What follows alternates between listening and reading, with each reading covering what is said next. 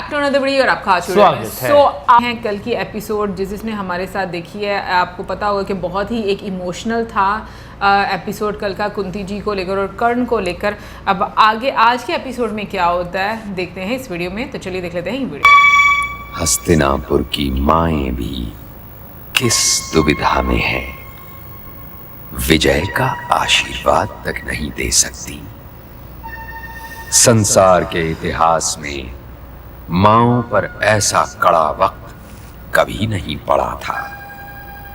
यदि ऐसा न होता तो भला ये संभव था कि दुर्योधन को यह आशीर्वाद मांगे और कुंती जैसी बड़े दिल वाली मां नकार दे। किंतु दुर्योधन को लंबी आयु का आशीर्वाद देकर कुंती ममता का प्रतिबिंब अवश्य बन गई। चूंकि वो मां थी, इसलिए वो गांधारी की पीड़ा समझ सकती थी और इसीलिए वो ये नहीं चाहती थी कि गांधारी की गोद उजड़े। लेकिन युद्ध के फैसले तो माओं के आंचल की छांव में बैठकर किए नहीं जाते।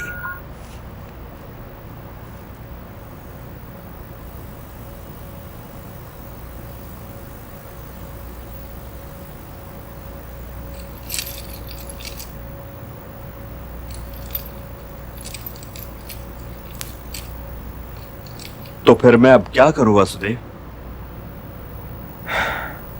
निर्णय लीजिए बड़े भैया, निर्णय लीजिए। ये क्या निर्णय लेंगे देवकी नंदन? इन्हें तो कदाचित ये भी याद नहीं कि मेरे केश सदैव खुले क्यों रहते हैं। निर्णय तो लूंगी मैं।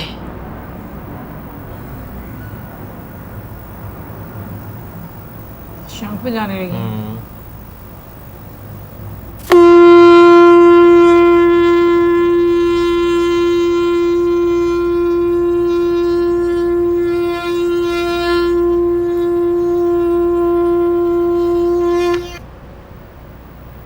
पांचाली को समझाइए वासुदेव कि ज्येष्ठ कुंती पुत्र कायर नहीं है, किंतु वो केवल एक योद्धा ही नहीं, वो एक राजा भी है और राजा के कर्तव्य योद्धा के कर्तव्यों से कहीं अधिक गंभीर होते हैं।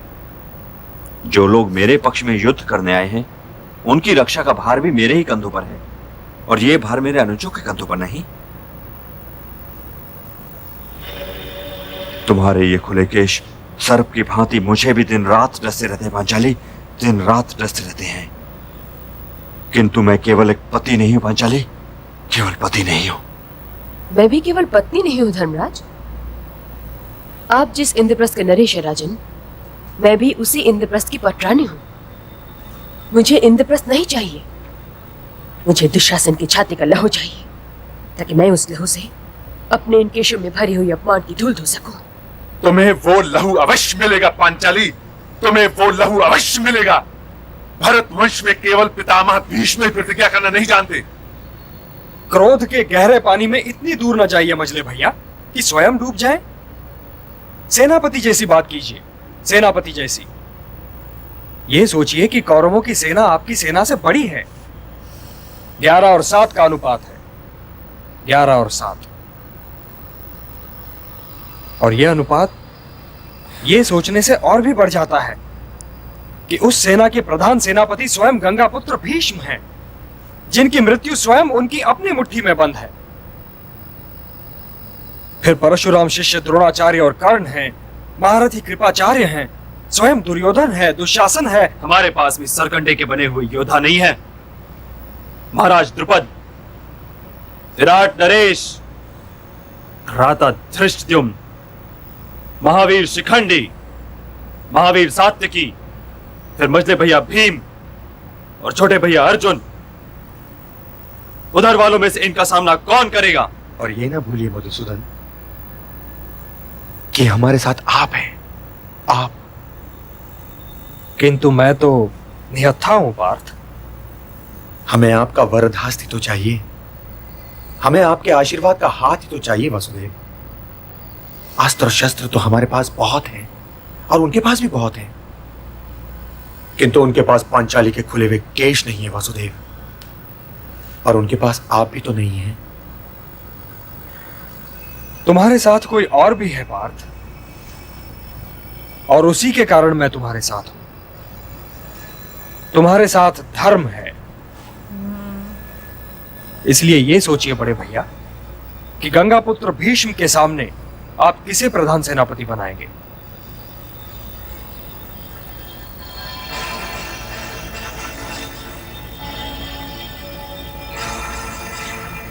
महाराज द्रुपद के विषय में क्या विचार है मधुसूदन? वे भारद्वाज शिष्य हैं।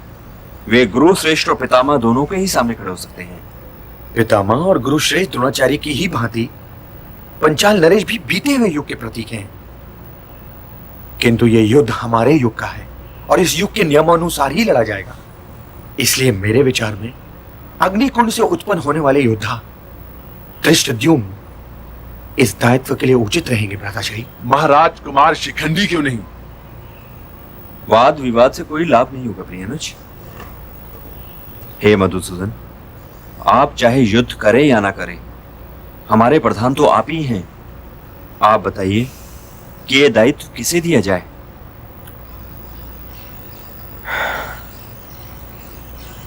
हे राजन, मेरे विचार में तो पार्थ ही का प्रस्ताव स्वीकारनीय है। युवराज धृष्टद्युम्न ही के कंधे यदि इस दायित्व का भार संभालें तो शुभ होगा। महाराज तो चुप रहे बहुरानी, पर युवराज ने कहा आप स्वयं वहां पधार कर महाराज से प्रश्न कर लें। तो मेरे लिए एक कष्ट और उठाओ। वहां जाओ और उनसे कहो कि द्रौपदी केवल अपने बड़ों के आदेश का पालन करेगी। यदि पितामह यही चाहते हो कि कुरु राजघराने की लाज पुराना टाइम। द्योतगृह में आए तो मैं अवश्य चलूंगी। यदि ज्येष्ठ पिताश्री की आज्ञा हो तो मैं इस आज्ञा का पालन करूंगी। यदि काकाश्री इसे उचित जानते हो कि मैं वहां आऊं तो मैं वहां अवश्य आऊंगी। परंतु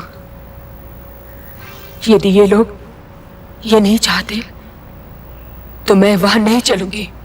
युवराज मुझे फिर लौटाएंगे बहुरानी। तो क्या तुम अपनी बहुरानी के लिए इतना कष्ट भी नहीं उठा सकते? मुझे इस दशा में सारा वहां न ले चलो बात दुशासन। याद आ रहा मैं है। कुल वधू हूँ, कुलवंश की मर्यादा हूँ। आज तू एक दासी के अतिरिक्त कुछ भी नहीं है। चल ये तो सोचो कि मैंने ऋतु सहन नहीं किया। अरे चल। रुक जा दुशासन, रुक जाओ। मैं तो इस दशा में घर वालों तक के सामने नहीं जा सकती। चल। मैं तो ज्येष्ठ माताश्री को प्रणाम तक करने नहीं गई और तुम मुझे घसीटते हुए भरी सभा की ओर ले जा रहे हो। जो मुझे पहचानते हैं वो तो पहचान जाएंगे, जो नहीं जानते उन्हें क्या बताओगे? क्या पाओगे कि मैं तुम्हारे पिताश्री के अनुज महाराज पांडु के पुत्र वधू हूँ? और यदि बीच में ज्येष्ठ माताश्री मिल गई और उन्होंने तुमसे पूछा कि तुम क्या घसीटे लिए जा रहे हो, तो क्या कहोगे उन्हें? कह सकोगे कि तुम कुलवंश की मर्यादा को घसीटते हुए भारी सभा क्यों ले जा रहे हो? चल। राजकुमारों से बात करना सीखो दासी। चल। तुम्हारा ही अपराध और मेरा ही अपमान पर पांडव तुम्हें कभी क्षमा नहीं अरे छोड़। करेंगे। और वो क्षमा करना चाहेंगे भी तो मैं क्षमा करने नहीं दूंगी। चल। आज से मैं उनका मान नहीं, अपमान का घाव हूं। दुशासन, चलती है कि नहीं? चल। अपमान का घाव हूं। छोड़ दो, छोड़ दो मुझे। चल। ऐसा जख्म है जो चल। वो भुला ही नहीं सकती। चल। अरे चल ना। चल। वाकई बहुत बुरे तरीके से दुखी है।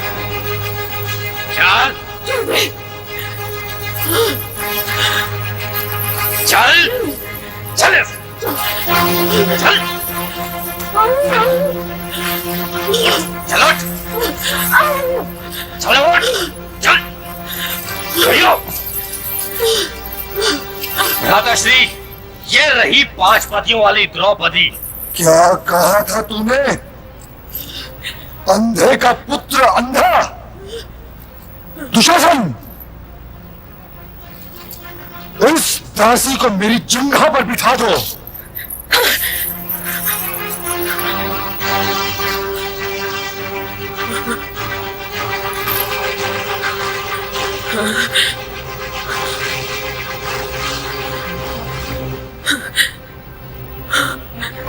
आंखें